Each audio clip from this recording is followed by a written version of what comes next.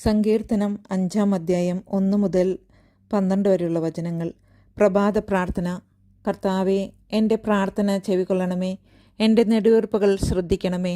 എൻ്റെ രാജാവേ, എൻ്റെ ദൈവമേ, എൻ്റെ നിലവിളിയുടെ സ്വരം ശ്രവിക്കണമേ. അങ്ങയോടാണല്ലോ ഞാൻ പ്രാർത്ഥിക്കുന്നത്. കർത്താവേ, പ്രഭാതത്തിൽ അങ്ങ് എൻ്റെ പ്രാർത്ഥന കേൾക്കുന്നു. പ്രഭാത ബലിയൊരുക്കി ഞാൻ അങ്ങേക്കായി കാത്തിരിക്കുന്നു. അങ്ങ് ദുഷ്ടതയിൽ പ്രസാദിക്കുന്ന ദൈവമല്ല. തിന്മ അങ്ങയോടൊത്ത് വസിക്കുകയില്ല. അഹങ്കാരികൾ അങ്ങയുടെ കൺമുമ്പിൽ നിൽക്കുകയില്ല. അധർമ്മികളെ അങ്ങ് വെറുക്കുന്നു. വ്യാജം പറയുന്നവരെ അങ്ങ് നശിപ്പിക്കുന്നു. രക്തദാഹികളെയും വഞ്ചകരെയും കർത്താവ് വെറുക്കുന്നു. എന്നാൽ അവിടുത്തെ കാരുണ്യാതിരേകത്താൽ ഞാൻ അങ്ങയുടെ ആലയത്തിൽ പ്രവേശിക്കും. ഭക്തിപൂർവം ഞാൻ അങ്ങയുടെ വിശുദ്ധ മന്ദിരത്തിന് നേരെ പ്രണമിക്കും. കർത്താവെ, എൻ്റെ ശത്രുക്കൾ നിമിത്തം എന്നെ അങ്ങയുടെ നീതിമാർഗത്തിലൂടെ നയിക്കണമേ. എൻ്റെ മുമ്പിൽ അങ്ങയുടെ പാത സുഗമമാക്കണമേ. അവരുടെ അധരങ്ങളിൽ സത്യമില്ല. അവരുടെ ഹൃദയം നാശകൂപമാണ്. അവരുടെ തൊണ്ട തുറന്ന ശവക്കുഴിയാണ്.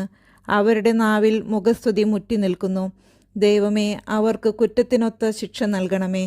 തങ്ങളുടെ കൗശലങ്ങളിൽ തന്നെ അവർ പതിക്കട്ടെ. അവരുടെ അതിക്രമങ്ങളുടെ ആധിക്യത്താൽ അവരെ തള്ളിക്കളയണമേ.